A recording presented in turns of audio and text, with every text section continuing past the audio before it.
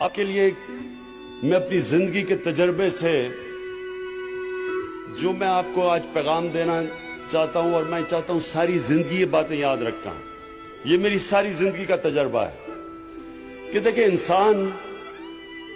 انسان وہ بڑے کام کر کے جاتا ہے اور اس کا نام ہوتا ہے دنیا میں، وہ نہیں ہوتا جس میں اللہ نے عقل زیادہ دی ہو، جس میں تعلیم زیادہ ہو، جو بڑے پیسے کے گھر میں پیدا ہو. وہ انسان اوپر جاتا ہے جس کی سوچ بڑی ہوتی ہے، جس کی خواب بڑی ہوتی ہے.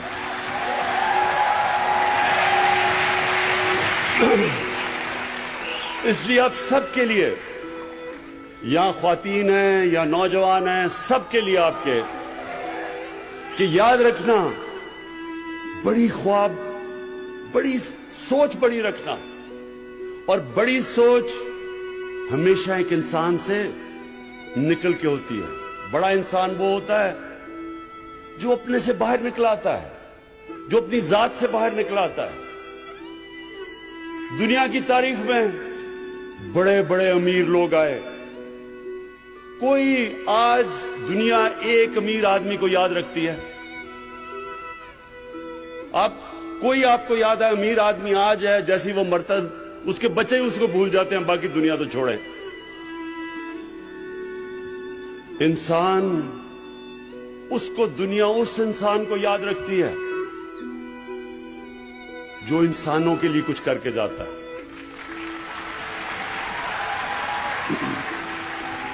اس لیے جس کو greatest man in human history, جو ایک 100 گریٹسٹ مین کی جو ایک کتاب ہے، اس میں نمبر 1 ہمارے نبی صلی اللہ علیہ وسلم ہے. اور ہمیں قرآن میں کہا گیا کہ ان کی زندگی سے سیکھو. تو ان کی زندگی کیا؟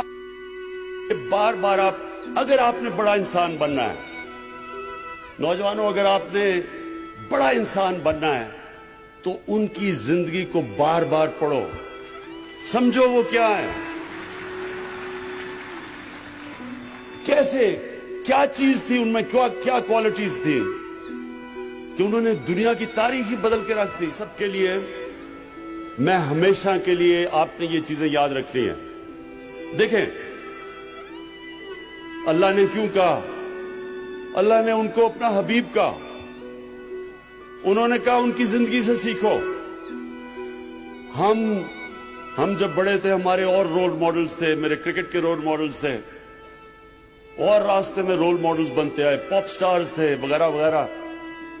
ابھی بھی لوگ جو بزنس میں ہوتے ہیں وہ بل گیٹس کو رول ماڈل بنا لیتے ہیں، یا اور جو سٹیو جابز وغیرہ وغیرہ.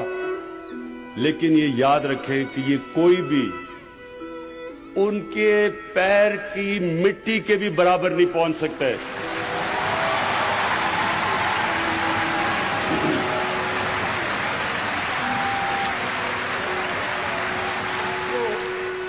اب یہ یاد رکھیں کہ ان کی جو زندگی ہے وہ دنیا، یہ تاریخ کا حصہ ہے، ہسٹری کا حصہ ہے. ہمیں پتہ ہے وہ کب پیدا ہوئے، کب انہیں ہجرت کی، کب اس دنیا سے پردہ کیا، ایک ایک ڈیٹ پتہ ہے ہمیں. اب میں آپ کو ان ڈیٹ سے بتا رہا ہوں.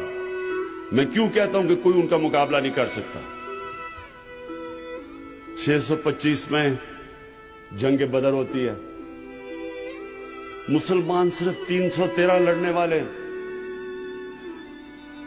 ان میں سے سب کے پاس تلواریں بھی نہیں تھی.